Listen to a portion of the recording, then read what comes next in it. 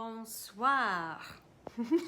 Welcome back to the second last installment in this Find Your Inner French Girl, How to Love You and Your Life series. Well, I promised you that we're going to be talking about le loisir, the pleasure time, the leisure time. How do the French women spend their time when they're not working? So let's start off with le soir, which means the evening. And then I've got a bunch of stories to share with you. All right, the French girl spends her evenings on her interests and entertainments. She might cook for friends, go for cocktails with her beau, take in a film or hear some jazz in a tiny smoky club. At home for an evening alone, she'll cook a simple meal for herself, read, listen to music, maybe spend a little quality time on her body. Her evenings are carefully and meaningfully spent. She rarely plans her free time around the TV guide or picks herself up from the couch after a long mind-numbing spell in front of the tube, wondering, what did she do with her night?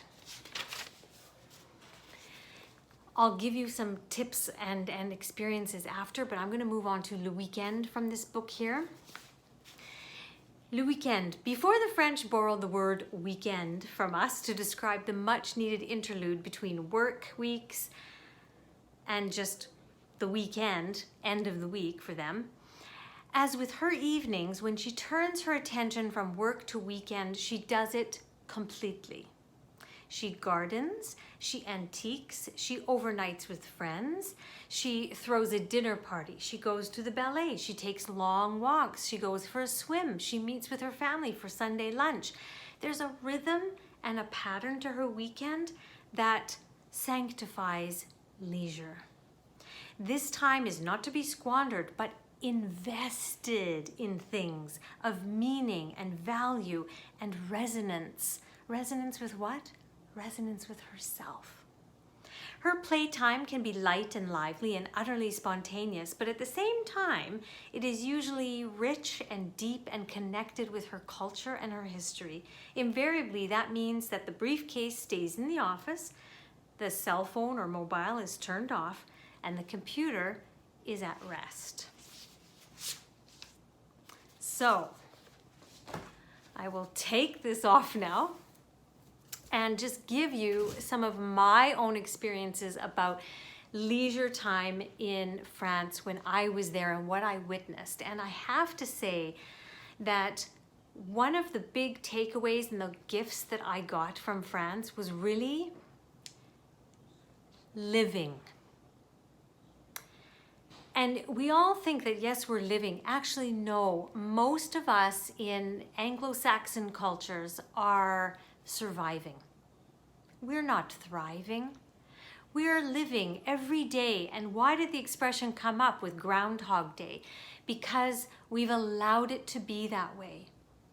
It's not that the French women don't have families, and it's not that they don't have the work commitments and the deadlines and things like that. But when they're at work, they're at work. And when they're home, they're home. And they've got certain rituals and routines. And, you know, I told you a little bit about it the other day. The mother would come home and the whole evening would run almost the same. And you would say, well, that's Groundhog Day. But like this book said, there was a depth. There was a ritual. There was pleasure. I mean, look, we were sitting around the table talking for usually about an hour to an hour and a half. And yes, we were eating some of the similar things, but we all knew when it was baguette and fromage time, and the dad would cut the baguette for everybody, pass around the basket. And then we'd have like a yogurt or fruit for dessert. And it was like this, but there was a beauty in it. And then to go to le salon after the living room and, you know, have that tea. It's much like I do in my life now. We have dinner together as a family. We laugh, we chat, we talk. Everybody knows that we take our plates into the kitchen and then we go spend some family time together. Sometimes, you know, mostly now, it's finding a really interesting program and watching that together. Most of the time it's about the earth, the planet, some kind of cooking chef thing. We loved Chef's Table.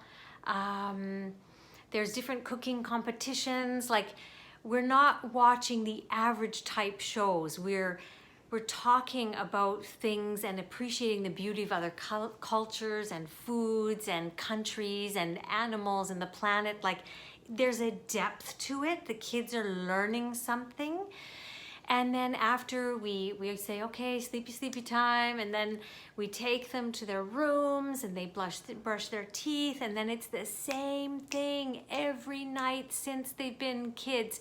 My son is almost 13 years old, and if I just test him to see if it still means as much to him that I do the same ritual of coming to him and kissing him on the same cheek and saying the same things I say to him at night, he'll say, hey, Mama, you didn't hug me, or you didn't give me my kiss, or you didn't say that. And it's like, oh, he still loves it, you know? So these things, they have routine and ritual, but it's not Groundhog Day. There's a beauty to it, a pleasure to it. You see what I'm saying? And there's a turning off of work and a turning on of things that resonate with you, okay? Even when I cook, I don't love to cook every day. I'm gonna be so honest with you with that. But I actually enjoy cooking when I want to. And if I don't feel like it, I will make it enjoyable by putting on my French jazz music. I mean, everything has to have some kind of this intentional thought process. How can I add beauty and pleasure to this? As with your weekend, I would say let it be the same kind of thought process. Every single, what would it be, Sunday, or was it Saturday? I think it was Sunday, yes. One of the boys in the family would be chosen to go with the dad to the patisserie. And they would come back and they'd be all excited about which dessert they chose. And they would sometimes create a little box full of many. And so we'd all get excited about what they brought home. And then it was the same lunch every time. It was, they would slice up about 62 cloves of garlic and slice it and really fry it up in nice butter. And then they would cook a steak. And then, I can't even remember what we had. That's all I remember. I just remember the steak and the garlic and the patisserie. So whatever we had with it, I can't even remember. Obviously it wasn't that important. Maybe it changed all the time, and the things that I remember are the things that we did all the time, which is beautiful, right? And then after that, we would all kind of go our own way, do our own thing, and they would say, okay, tout le monde, dehors, allez, and it would be outside, let's go, and we would go for a beautiful walk in the country. This was every Sunday. And just so you see, that was beautiful. And then I had my own personal life. I would go on picnics. I would go for walks in the forest. I would do yoga and meditate in the forest with my friends. There was no real, let's turn on the TV, let's do this. It was more intentional about pleasure. How can I add more pleasure? And if any of you want a kind of a strategy for this, I would really recommend you go to theelegantlife.com/shop, and there's a program that I put together called the Joy Formula. And the Joy Formula is a program that has one of the tools that I used, well, I created because my life had become such chaos. When I was a teacher, I was working nonstop. I was breaking out in hives. I was stressed, getting, vertigo, like all kinds of things. And my husband said, you got to figure this out because it's got to change. And the tool that I use to this day is in there, as well as a whole bunch of other things to really start you getting to think about living life in a French way.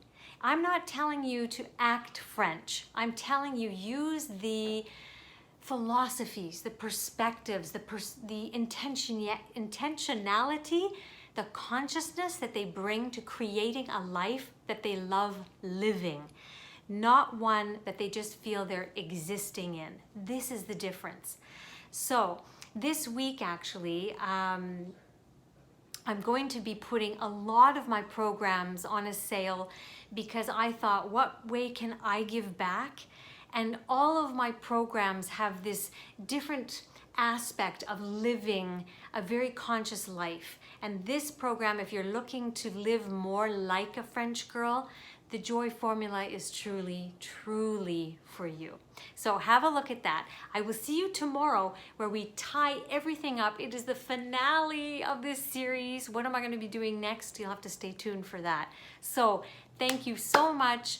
Go out there today. What is your elegant assignment? Your elegant assignment is go to theelegantlife.com/shop and have a look around. Do a little shopping. The French like that on weekends too. They often, do a little browsing. So go have a little browse in my boutique and see if anything calls out to you. All right? Okay. See you tomorrow.